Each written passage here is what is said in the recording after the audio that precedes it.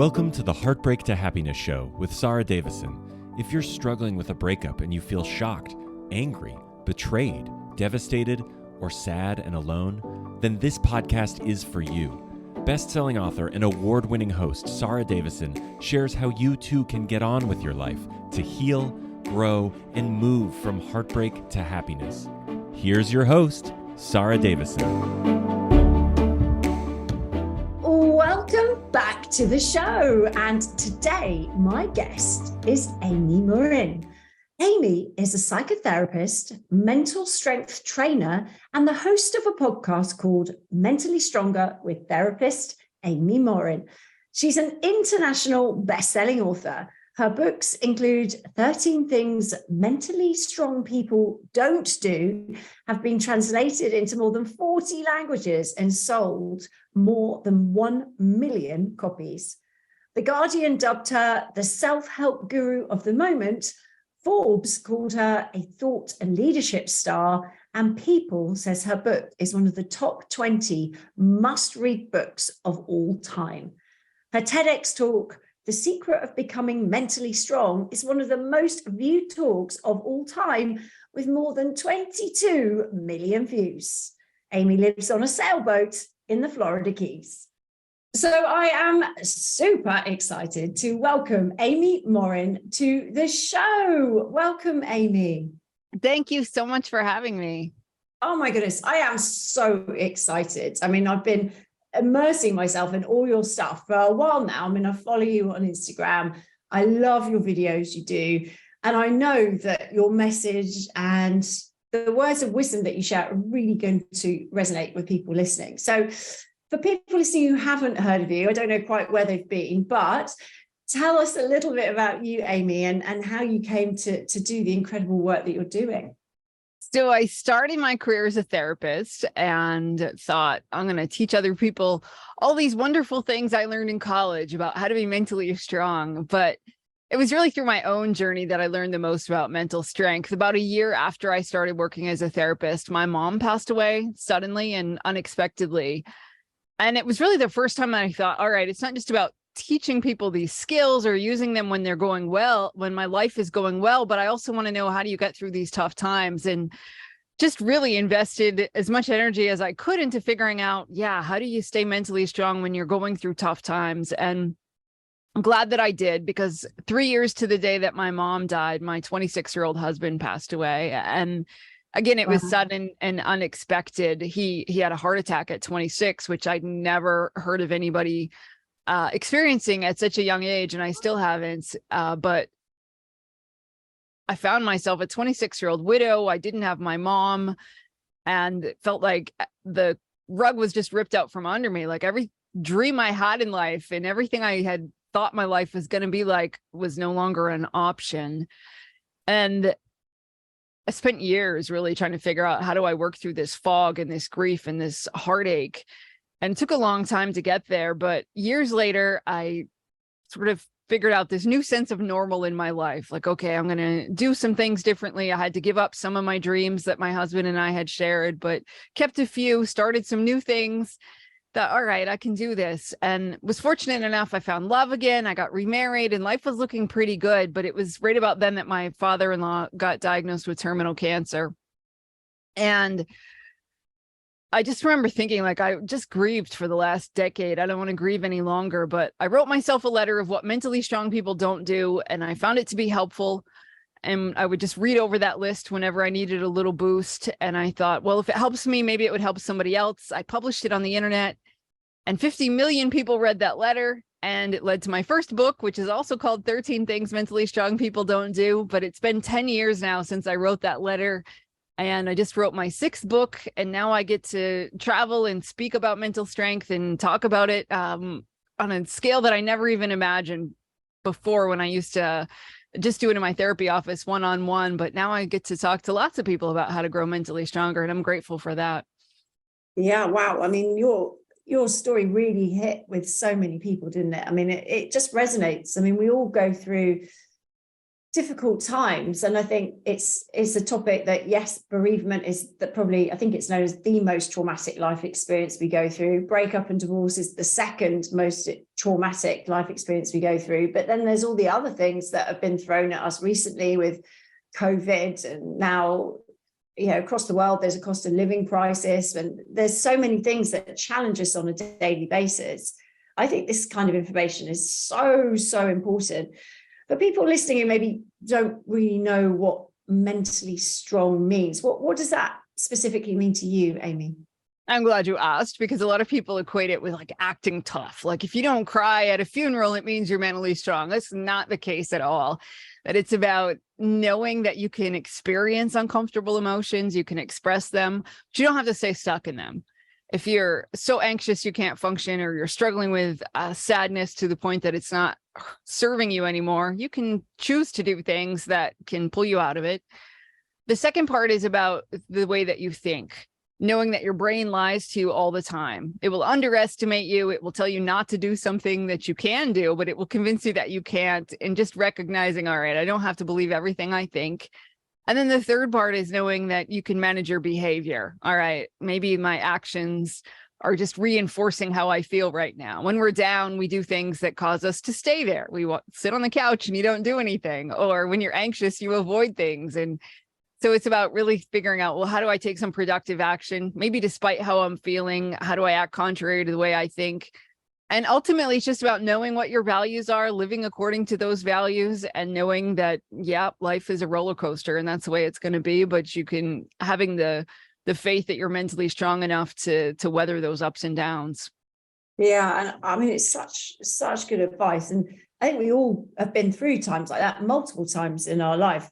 And I know a lot of the clients that come to me, it's not easy, is it, to make that shift? I mean, obviously you went through a huge amount of pain to get to that tipping point to go, okay, I need to do something about this. How do I do it? And that, I guess I mean, for me too, I went through a horrendous divorce and was sitting on a beach in Australia thinking, oh my goodness, how on earth am I going to deal with the betrayal? And my whole life's just been pulled from underneath me. I don't know where I'm going next. And that pain was so much, I was like, I have a choice. Either do something about it, or I carry this with me and it's like a dark cloud forever. And I thought, no, that is not going to be me. There are those tipping points, but there's a lot of sort of people in between those stages just going, look, I'm just not happy, or I'm worried, or I'm anxious. I think we're all living with a level of fear and stress right now, especially in the UK with the cost of living crisis here is crazy, the cost of living here. A lot of the questions I'm hearing are, why is this happening to me? What's wrong with me? Especially after a breakup, someone's left and your confidence is low. How do you get from that point, Amy, to get to being mentally strong? So I think a few things. One is to know that our tendency when we're going through pain is to go around it. Like we distract ourselves. We do anything we can to cheer ourselves up and really try to go around it. So it's about recognizing that any emotion can be helpful, but it can also be hurtful. So sadness usually helps us honor something that we've lost. So when you've gone through a breakup or you've lost a loved one, it's appropriate to be sad for a long time. And that can be part of your healing process. You don't want to escape that by just cheering yourself up or busying yourself with things that distract you. So just know, okay, I'm going to embrace some of these really uncomfortable feelings. And that might mean journaling or just sitting with an uncomfortable emotion, or not feeling like you have to tell everybody that you're okay when you're not. It might be talking about it.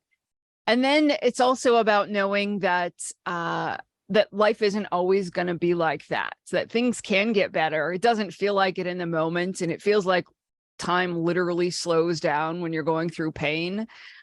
But to know that there is light at the end of the tunnel, if once you get through it, that life can get better. And you never know, like, what's right around the next corner. Something great might happen.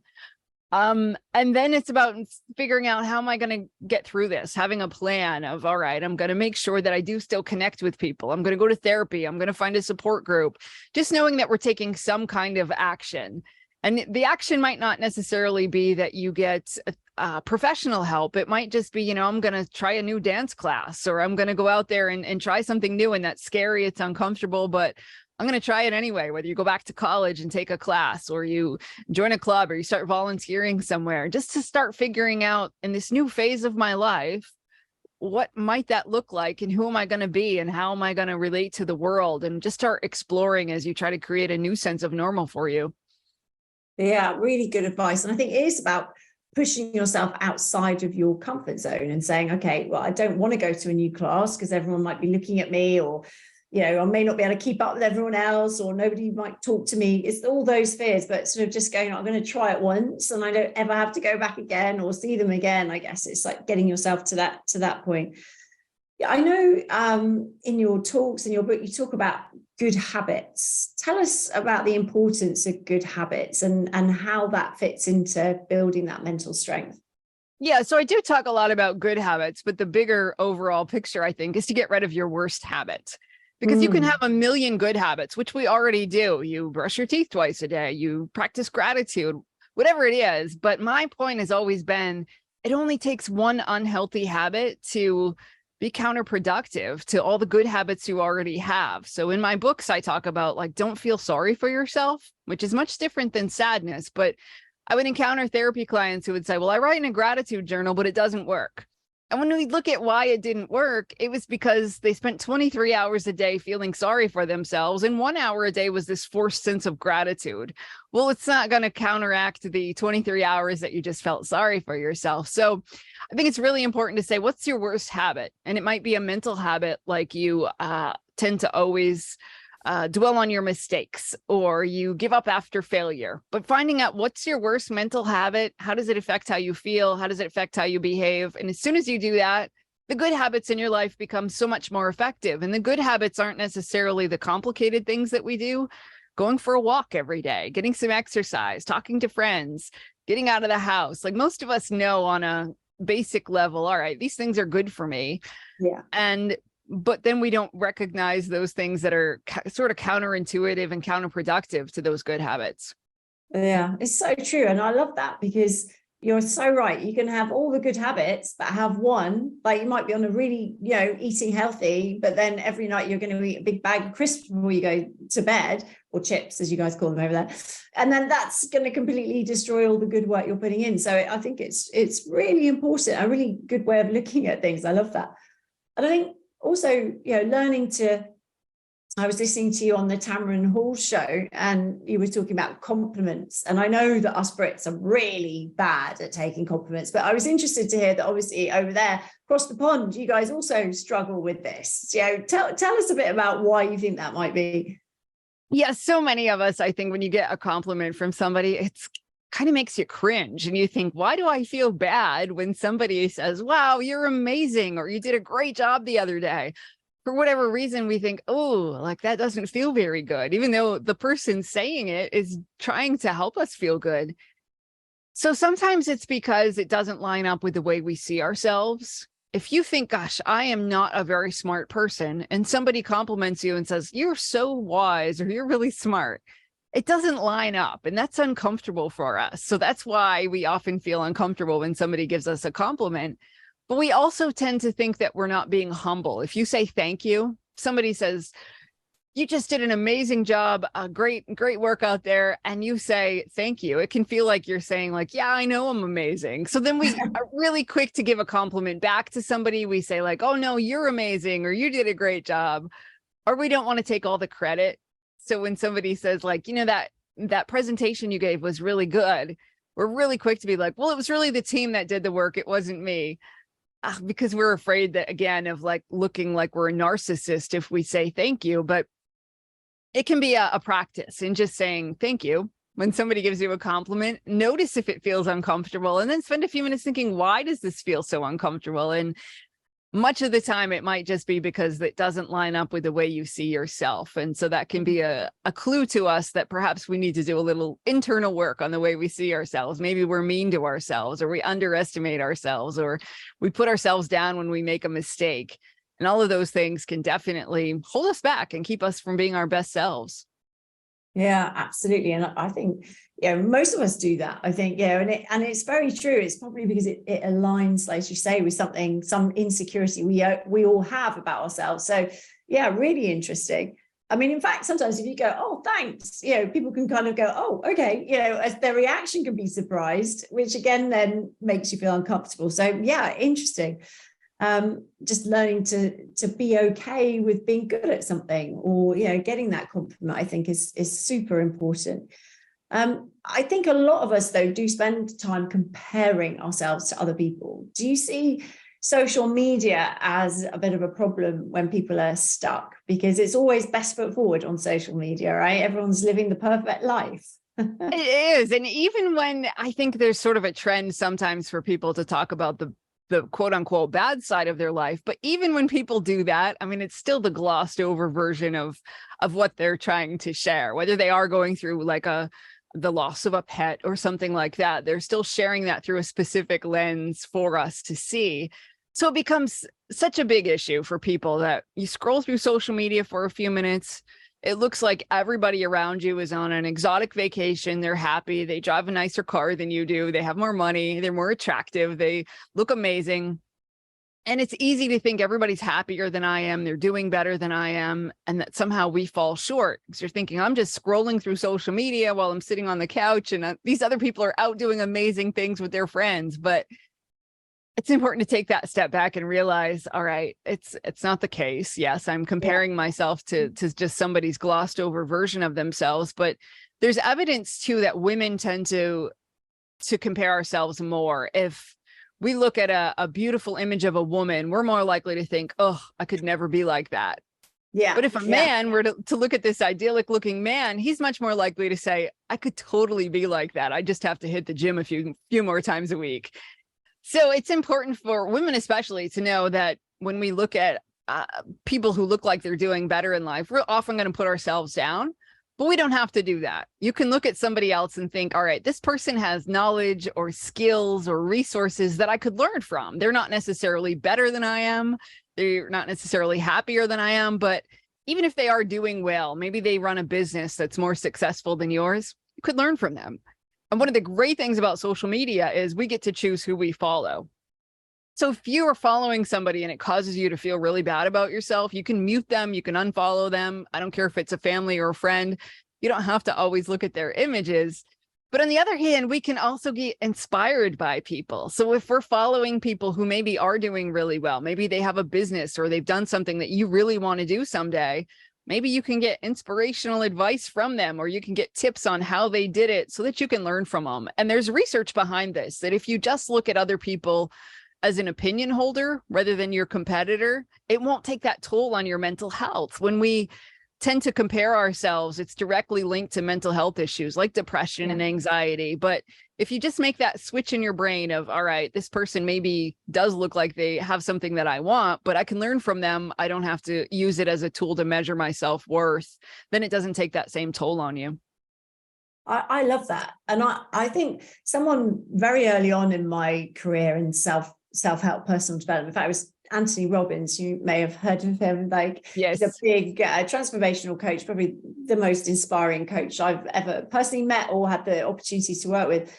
And at one of his events many, many years ago, when I started out in self-help, he said to me, make sure that you have people in your life that are doing better than you, because you will always settle to where the group is. So if you go in and you think, oh, this is great because I'm really doing better than everybody else, it doesn't necessarily mean money-wise, but it could be relationship-wise or just in the way you're parenting your kids, whatever it is. That you will settle to the group, and you will help the person at the bottom come up, but you will also settle, because it's human nature to sort of conform, to fit in, to feel comfortable. So he said, make sure that you have at least 10 people in your life that you really aspire to be more like, that can help you move up. And a lot of people, were like, wow, that's really important advice. But actually, since then, I have so many friends that are just kicking it out the park all over the world in my field, who inspire me every day. And I look at them and think, oh my God, you are killing it. Great, let's talk. Let's hang out more, because I want a bit of that. I want to share in that. I want to celebrate you, because that makes me stronger and inspires me. So I definitely think that that's a really important thing. But so often we see people pulling people down, don't we, Amy, to make themselves feel better? Yeah, there's a weird dynamic about who we choose to spend time with. So there's research behind this too. If you have really low self-esteem, you'll probably choose friends that are kind of mean to you. Because again, then it lines up with the way you see yourself. If you're always calling yourself names or you're always putting yourself down, again, if you were to befriend people who compliment you and try to lift you up, that feels uncomfortable. So then we pick people who are kind of mean people, which seems ridiculous, but people don't do it on purpose. But you'll surround yourself with people that put you down because that lines up with the way you see yourself.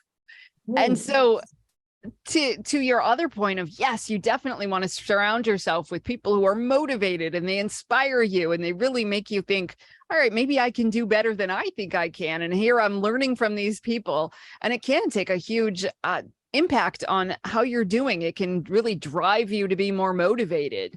So it is important sometimes just to take an inventory of who am I spending my time with and how are they affecting how I see myself? Because it's kind of like a mirror.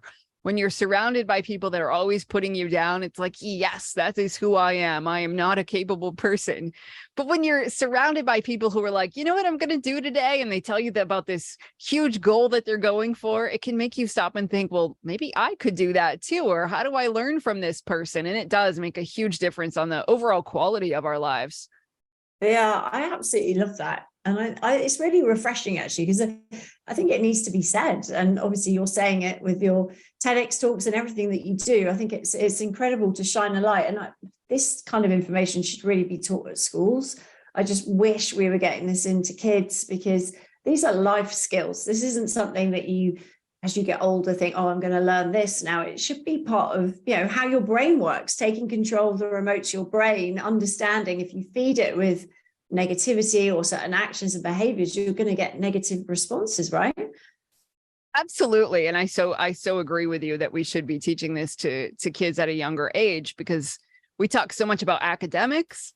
But if your kid, even if they're the smartest kid in the class when it comes to math, if they can't manage their anger, they're not going to go far in life and they're really going to struggle. So I don't know why we don't make this more of a curriculum at school to talk about how do you manage your emotions? How do you deal with difficult people? How do you respond to people when they put you down? And how do you respond to that own voice in your head when you put yourself down? Because we all do that sometimes. But just learning these skills for so many people are enlightening. And when I would meet with people in my therapy office and they'd say, had I learned this 20 years ago, it might have changed the entire course of my life, that I could have done things completely differently, or I would have saw the world in a different perspective, and maybe I would have done better. But we can't change the past. It's only about saying, how do I move forward now that I have this information?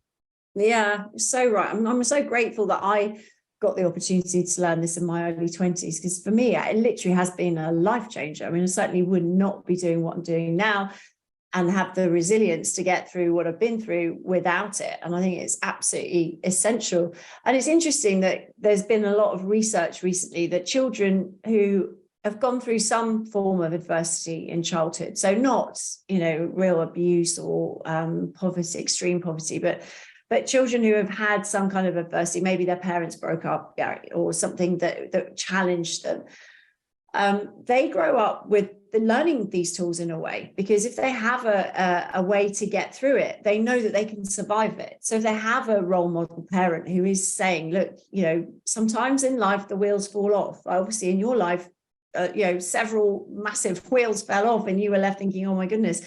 And I know a lot of people listening will be thinking, hang on, I'm not getting the fairy tale ending I signed up to.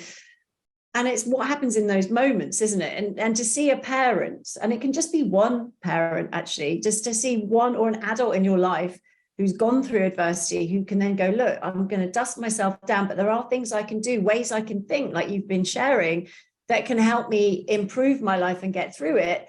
If that happens, then children learn that as a coping mechanism, rather than getting to their teens and then it's self-harming and suicide, all these things now that are sort of an option, which were never an option when I was a kid. I didn't know about it. You might cry or get upset, but there's some really extreme things happening now. And I just think giving these kids these tools younger would give them those coping mechanisms. So it's an interesting one. Maybe you should think about writing a book for kids, Amy, and get it into I actually did. I have a book for that. So I wrote a parenting book because I had so many parents that said, how do we teach kids about mental strength? So I wanted the parenting book to come out first, which is 13 things mentally strong parents don't do. Oh, I've seen that. And yeah. it's about a lot of those strategies of letting kids figure out how do you cope with emotions and how do you help them when they come to you and say, gosh, I'm think I'm going to fail this test tomorrow. What do you say to them? And then I decided to write the kids book, and it's called 13 Things Strong Kids Do. And it's for like the 8 to 12-year-old range, but it's just a whole bunch of just really fun strategies of what do you do when you're sad? What do you do when you think that you're going to fail a test? And how can you keep persisting even when you don't want to go and you don't want to do something anymore? Because I do think it's so powerful. Some of these skills and strategies are really simple, but they're really effective. And if we don't learn them at a young age, it's much tougher to learn these at 40 and 50 years old than it is to learn them when you're 8.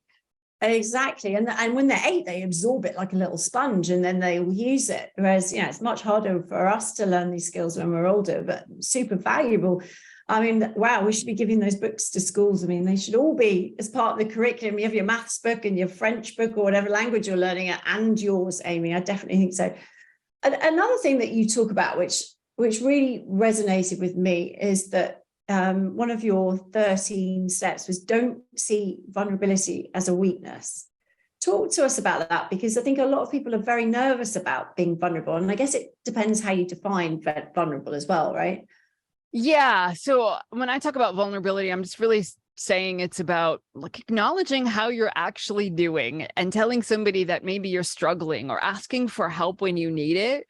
But a lot of people don't equate that with strength. They think if I show any sort of cracks in my armor, that somehow people are then going to use it to their advantage. They're going to do something bad to me, or they're going to use it to hurt me. And that can be very true. So you have to be careful who you're vulnerable with. I've worked with plenty of therapy clients who had something traumatic happen to them, and they carried around a lot of anxiety because they felt like people can see that I went through this just by looking at me. So then as a way to get rid of that anxiety, they'd kind of blurt it out to everybody that they met, whether they were abused as a child or they'd gone through something awful, and it relieved their anxiety. But then they were sort of re-traumatizing themselves, because when they would blurt this out to a stranger on the bus, the stranger might not know what to say, or they might say something kind of unkind because it's unexpected.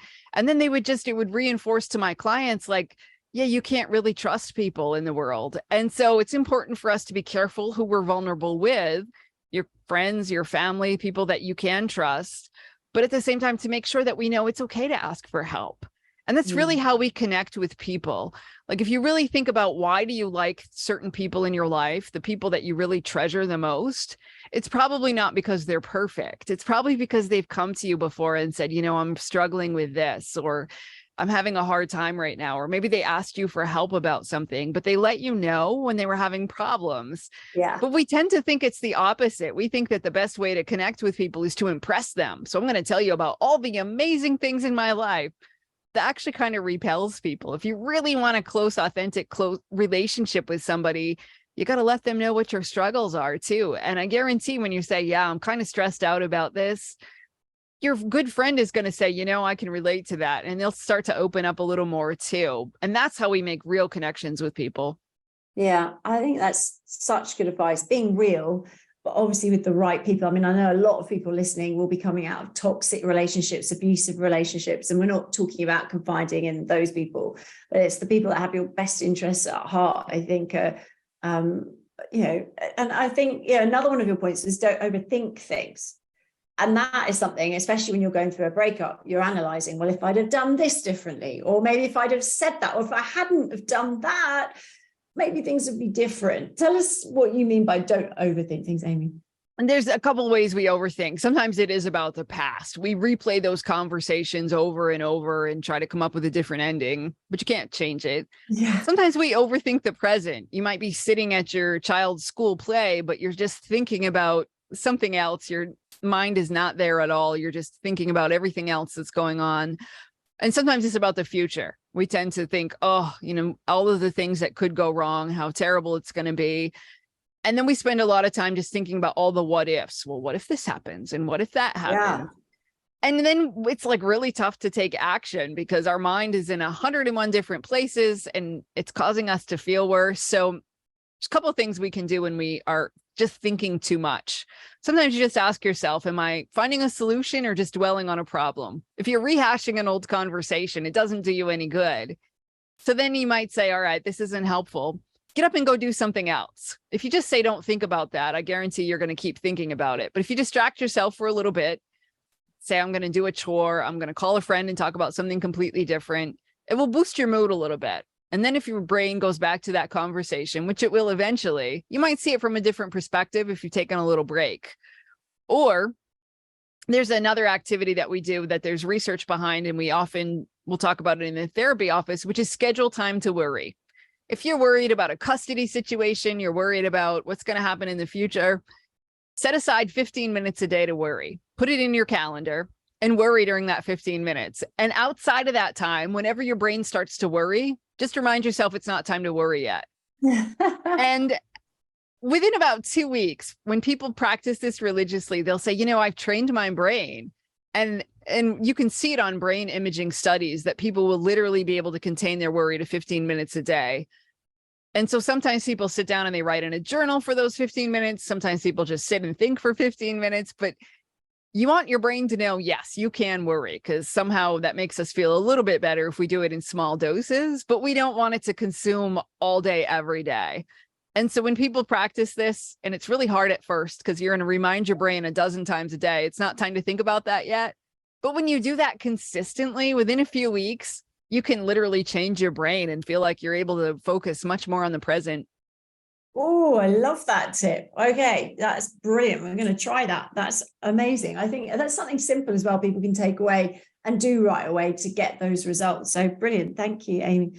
And I think one of the things that you talk about that really will resonate with a lot of people, although it is scary, is not to be afraid to reinvent yourself. Because after a breakup, say you've been married or in a relationship for a long time, when you're with someone, you kind of, compromise, don't you? You may not do, as many of your hobbies anymore, or see all the friends that you used to want to connect with, because maybe it just doesn't work, or you don't have the time, or you compromise on what movies you want to watch because your partner likes horror films and used to like rom-coms, so you meet in the middle with like an action film or something. So, you kind of lose the sense of self, don't you? And I think a lot of people are scared to change. I think a lot of us don't like change. Human beings, we're not massive fans of change. So what's your advice around reinventing yourself? I think it's just knowing that you don't have to go back to like the old you. Sometimes people are like, oh, I got to figure out, who I used to be. Well, you're not the same person that you were before this relationship. So you don't need to go back to that.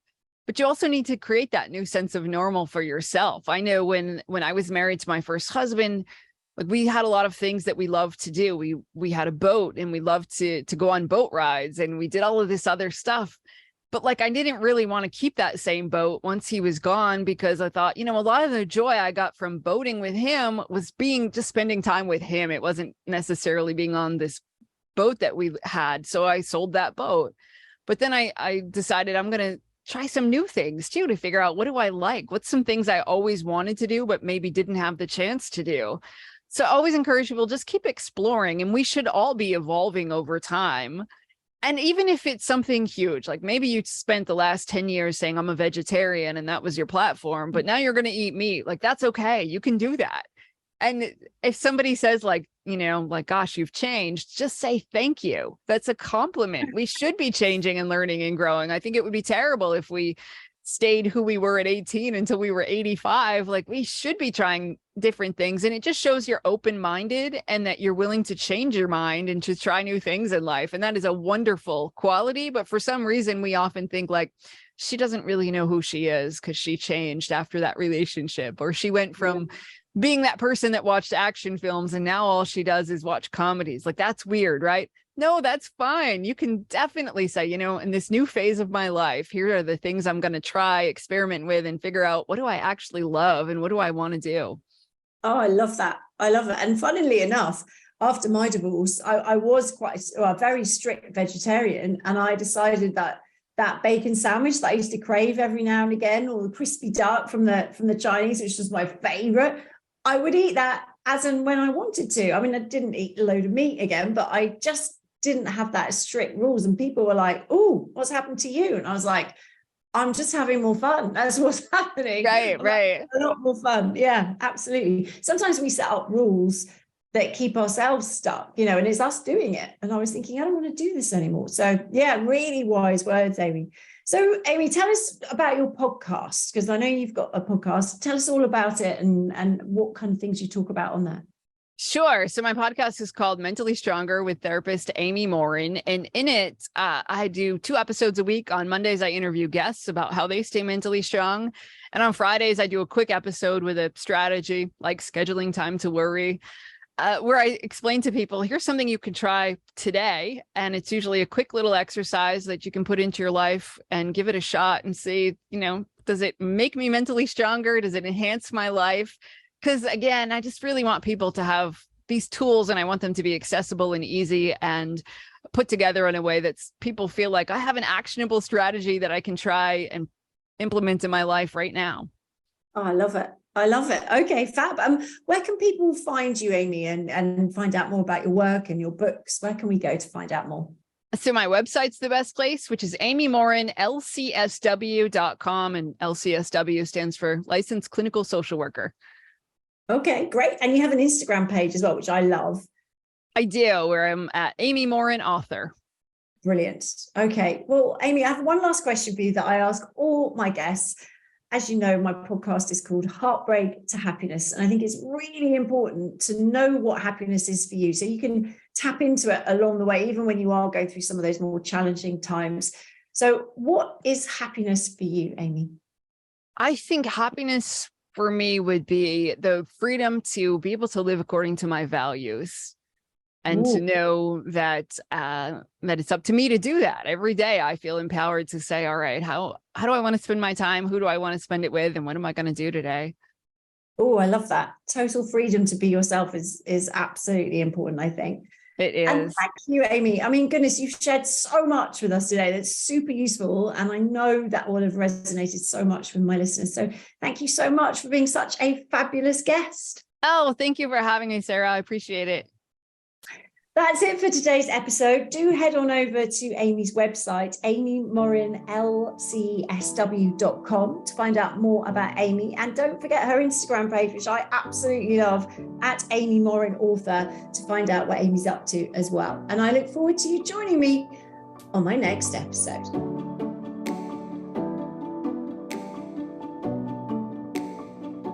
That's it for today's episode of Heartbreak to Happiness. Don't forget to subscribe and leave a review to win a free ticket to Sarah's virtual Heartbreak to Happiness retreat. This is a transformative combination of live webinars with Sarah herself, coupled with her empowering online video program designed to help you cope better with your breakup and start feeling happy again. Thank you, and join us again on the next episode for another dose of Heartbreak to Happiness.